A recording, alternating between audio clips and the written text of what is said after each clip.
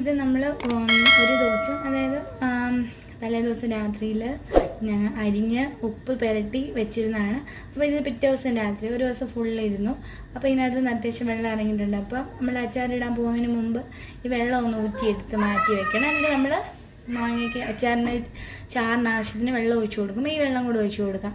1 day ഇങ്ങനെ ഉപ്പ് പുരട്ടി വെക്കുമ്പോൾ നല്ല മാങ്ങ നല്ല സോഫ്റ്റ് ആവും, നല്ല ടേസ്റ്റ് ആവും. നമ്മുടെ അമ്മച്ചിമാരൊക്കെ ഇങ്ങനെ ആയിരുന്നു പണ്ടിടുന്നത്. അപ്പോൾ നമുക്ക് മാങ്ങാച്ചാർ ഇടാൻ തുടങ്ങാം. അപ്പോൾ അതിലേക്കൊരു പാൻ വെച്ച് കൊടുക്കുക. നമ്മളിവിടെ കഴിഞ്ഞ നാരങ്ങ അച്ചാറിനകത്ത് ഇട്ടാലും ഇച്ചിരി കൂടുതൽ എണ്ണ ഇടണം. ഒരു 4 ടേബിൾ സ്പൂൺ ഓയിൽ ഒഴിച്ച് കൊടുക്കാം. മാങ്ങാച്ചാറാകുമ്പോൾ ഒരു ഇച്ചിരി എണ്ണ തൂവി കിടക്കണം അതിൻ്റെ മുകളിൽ, അതായിരിക്കും ഇച്ചിരി നല്ലത്. ഞാൻ ഒരു 4 ടേബിൾ സ്പൂണോളം എണ്ണ ഒഴിച്ച് കൊടുത്തിട്ടുണ്ട്. പിന്നെ നമുക്ക് അച്ചാറിലേക്ക് ആവശ്യമായിട്ടുള്ള ഞാനിവിടെ കടുക് പൊടിച്ച് ചേർക്കുന്നുണ്ട്. അതുകൊണ്ട് ഒരു ചെറിയ ടീസ്പൂൺ കടുക് മാത്രം നമുക്ക് ഇപ്പോൾ ഇട്ടാൽ മതി. കടുകിട്ട് കൊടുക്കാം. അതുപോലെ ഞാൻ എപ്പോഴും അച്ചാറിന് മുഴുവൻ ഉലുവയായിട്ടാണ് ഇടുന്നത്. ഉലുവ പൊടി ഉണ്ടെങ്കിൽ നിങ്ങൾക്ക് അങ്ങനെ ഇടാം. അപ്പോൾ ഒരു ചെറിയ ടീസ്പൂൺ ഉലുവയും കൂടി ഇട്ട് കൊടുക്കാം. ഇനി നമ്മളിവിടെ വെളുത്തുള്ളി, ഇഞ്ചിയും കറിവേപ്പിലയും എടുത്ത് റെഡിയാക്കി വെച്ചിട്ടുണ്ട്. വെളുത്തുള്ളി ഇച്ചിരി കൂടുതൽ ഇടുന്നുണ്ട്. അച്ചാറിന് നല്ലതാണ്, ഹെൽത്തിന് നല്ലതാണ്. പിന്നെ ഇഞ്ചി പൊടിയായിട്ട് അരിഞ്ഞത്, കറിവേപ്പില, ഇത് 3 കൂടി ഇട്ട് നമുക്ക് വഴറ്റാം.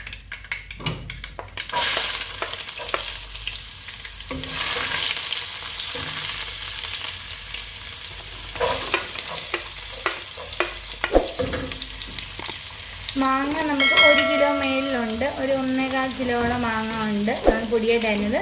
അപ്പം ഇഞ്ചിയും വെളുത്തുള്ളി ഞാൻ ഇച്ചിരി നന്നായിട്ട് ചേർക്കുന്നുണ്ട് അച്ചാറിൽ, ആ ടേസ്റ്റിന് വേണ്ടി. പിന്നെ കറിവേപ്പിലയും കൂടി ഇട്ട് കൊടുക്കാം.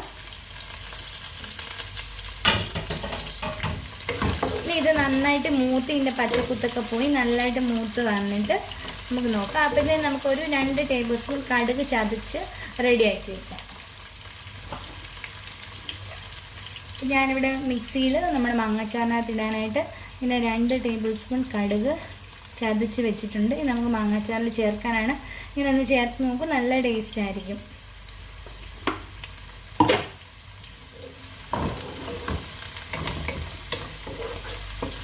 നമ്മൾ മാങ്ങ ഉപ്പ് പുരട്ടി വെച്ചപ്പം നമുക്ക് അതിനകത്തുനിന്ന് കിട്ടിയ നീരാണിത്. ഇത് ഞാൻ ആദ്യമേ ഊറ്റി മാറ്റി വെക്കും. അപ്പോൾ നമ്മൾ മുളക് പൊടിയൊക്കെ മൂപ്പിക്കുമ്പം ചാറായിട്ട് ഇത് ഒഴിച്ചു കൊടുക്കും. അപ്പം മാങ്ങേനകത്ത് നിന്ന് വെള്ളം ഊറ്റി മാറ്റാൻ ശ്രമിക്കണം.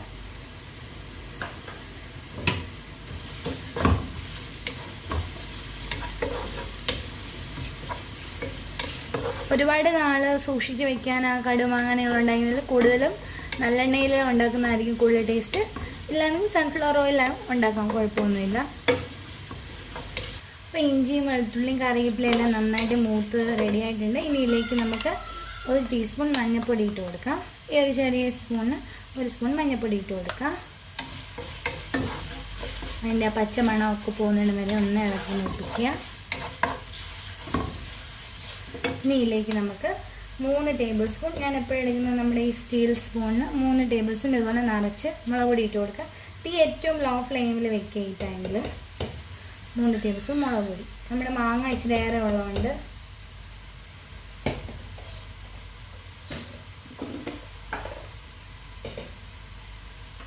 ഇനി അതൊന്ന് ഇളക്കി വയ്ക്കാം. തീ മുളക് പൊടി ഇടുന്ന സമയത്ത് കരിഞ്ഞ് പോകുന്നുണ്ടെങ്കിൽ നിങ്ങൾക്ക് തീ ഓഫ് ചെയ്തായാലും വയ്ക്കാം, കുഴപ്പമില്ല.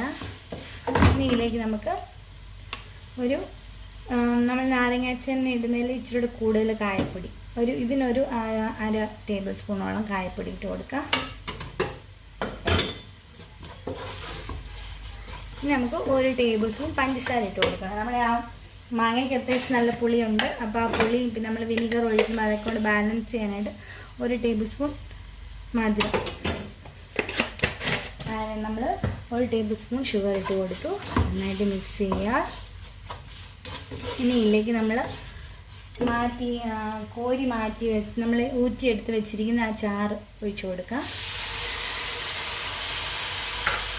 ഞാനിപ്പോൾ ഈ കടുമാങ്ങ ഇടുമ്പോൾ അത്യാവശ്യം ഇച്ചിരി ചാറ് വേണം ഇവിടെ എല്ലാവർക്കും. അപ്പോൾ ഇച്ചിരി ചാറിട്ടാണ് ഇടുന്നത്. അപ്പോൾ നമ്മുടെ ഈ കടുമാങ്ങയുടെ വെള്ളം ആദ്യം ഒഴിച്ചു കൊടുത്തതെന്തിനാണെന്ന് വെച്ചാൽ മാങ്ങ ഇട്ട് കഴിഞ്ഞാൽ നമ്മൾ ഒരുപാട് നേരം കുക്ക് ചെയ്യില്ലല്ലോ. അപ്പോൾ ആ വെള്ളം പിന്നെ ഒരു പച്ച ചുവ വരാതിരിക്കാൻ ആദ്യമേ ആ വെള്ളം ഇങ്ങനെ കുക്ക് ചെയ്ത് മാറ്റുവാണെങ്കിൽ കുഴപ്പമൊന്നും ഉണ്ടാവില്ല.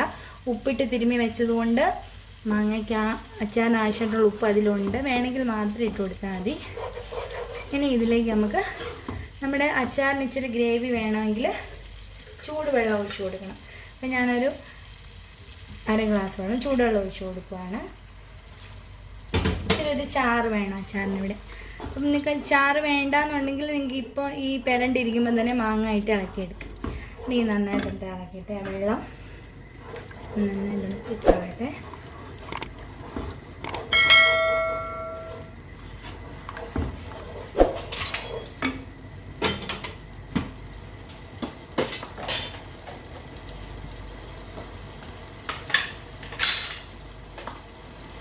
ആ ഗ്രേവി നന്നായിട്ട് തിളച്ചിട്ടുണ്ട്. ഇതിലേക്ക് ഇനി നമുക്ക് അരിഞ്ഞ് വെച്ചിരിക്കുന്ന മാങ്ങ ഇട്ട് കൊടുക്കാം. ഇപ്പോൾ ഒട്ടും വെള്ളമില്ലായിരുന്നു, നമ്മൾ വെള്ളമൊക്കെ നേരത്തെ ഊറ്റിയെടുത്തുകൊണ്ട്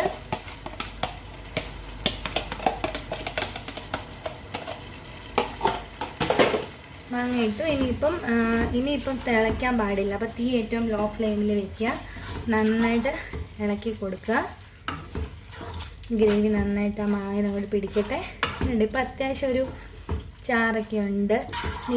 നമുക്ക് ഈ ഒരു ചാറ് മതി. ഇനി ഇതിലേക്ക് നമുക്ക് ഈ ഒരു സ്പൂണിന് ഞാൻ ചെറിയൊരു ഇതൊരു 1.5 ടേബിൾ സ്പൂൺ കാണും വിനീഗർ ഒഴിച്ച് കൊടുക്കാം.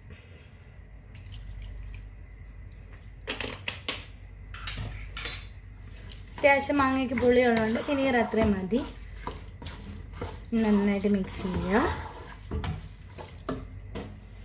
ഇതിലേക്ക് നമ്മൾ ചതച്ച് വെച്ചിരിക്കുന്ന കടുകിൻ്റെ പൊടി അത് നമുക്ക് അങ്ങ് ചേർത്ത് കൊടുക്കാം.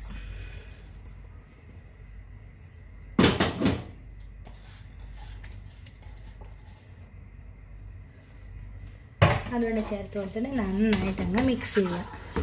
ഈ സമയത്ത് ഉപ്പൊക്കെ വേണമെങ്കിൽ നോക്കിക്കോ വേണം. ഉപ്പൊക്കെ ആവശ്യമാണെങ്കിൽ നമുക്ക് ചേർത്ത് കൊടുക്കാം. നമ്മുടെ അടിപൊളി സ്വാദിഷ്ടമായ കടുമാങ്ങ അച്ചാർ റെഡി ആയിട്ടുണ്ട്. പൊതിച്ചോറിനും ലഞ്ചൊക്കെ കൊണ്ടുവന്നവർക്ക് ബെസ്റ്റാണ്. പിന്നെ ഇച്ചിരി ഒരു അച്ചാറൊക്കെ തൊട്ട് കൊടുക്കാൻ ഇഷ്ടമുള്ളവർക്ക് ഇതുപോലെ വെച്ച് സൂക്ഷിക്കാം. ഇനി നമുക്ക് നമ്മുടെ മാങ്ങ ഒന്ന് ചൂടായിട്ടുണ്ട്. ഒരുപാട് ഇനി തിളയ്ക്കൊന്നും വേണ്ട. ഒന്ന് ചൂടായതിന് ശേഷം നമുക്ക് തീ ഓഫ് ചെയ്തോ. ഇനി നമുക്ക് തീ ഓഫ് ചെയ്തേക്കാം. ഒരു ദിവസം ഇങ്ങനെ ഉപ്പ് പുരട്ടി വെക്കുമ്പോൾ ആ മാങ്ങാച്ചാറിന് ഒരു പ്രത്യേക ടേസ്റ്റും ആ ഒരു സോഫ്റ്റ്നെസ്സും ഒക്കെ ഉണ്ടാവും. നമ്മുടെ മാങ്ങാച്ചാർ റെഡി ആയിട്ടുണ്ട്. ഉപ്പൊക്കെ നോക്കുക. എല്ലാം കറക്റ്റ് ആയിട്ടുണ്ട്. നന്നായിട്ട് ചൂടാറിയതിന് ശേഷം എയർ ടൈറ്റ് കണ്ടെയ്നറിലാക്കി വയ്ക്കാം.